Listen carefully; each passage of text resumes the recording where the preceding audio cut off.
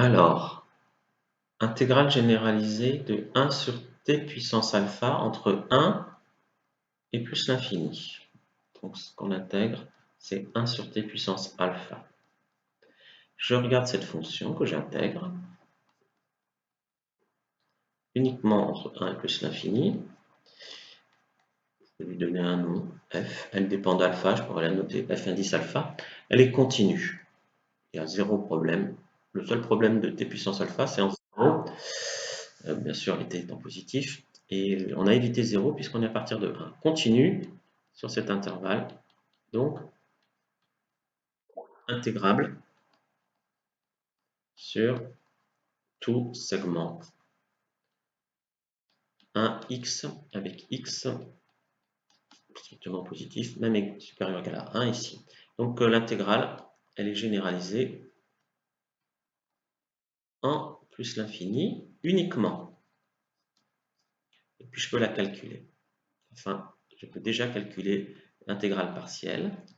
Donc je prends un x et je calcule non pas i, mais i de x, voilà, intégrale de 1 à x de dt sur t puissance alpha. Et donc il faut juste connaître une primitive de 1 sur t puissance alpha.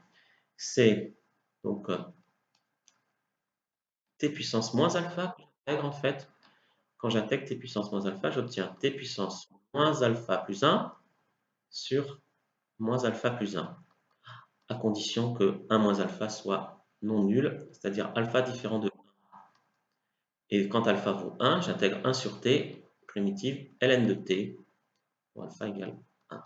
Je vais mettre une valeur absolue.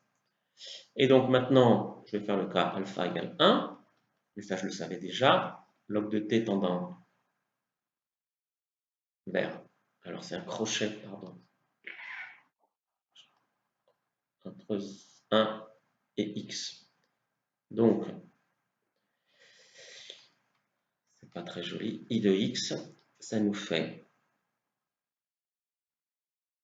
x puissance 1 moins alpha sur 1 moins alpha, moins la valeur en 1, c'est-à-dire moins 1 moins alpha, si alpha est différent de 1, et puis pour alpha égale 1, ça fait log de x, moins log de 1, ça fait 0. Donc si alpha égale 1, log de x tendant vers plus l'infini, i de x tend vers plus l'infini, l'intégrale diverge. L'intégrale diverge, généralisée. Elle diverge. Voilà. Et puis si alpha est différent de 1, eh bien, il faut que je regarde x puissance 1 moins alpha. Je voudrais que c'est une limite finie. Eh bien, il faut que si 1 moins alpha est strictement positif, eh bien, je vais avoir une puissance strictement positive et ça va tendre vers plus l'infini.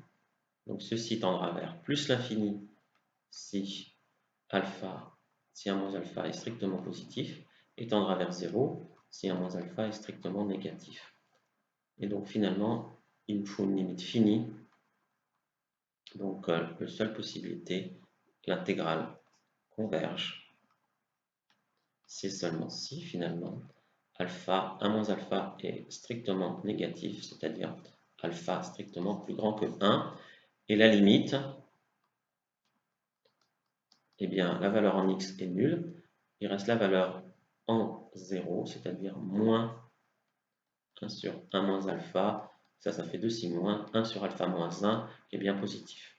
C'est tout.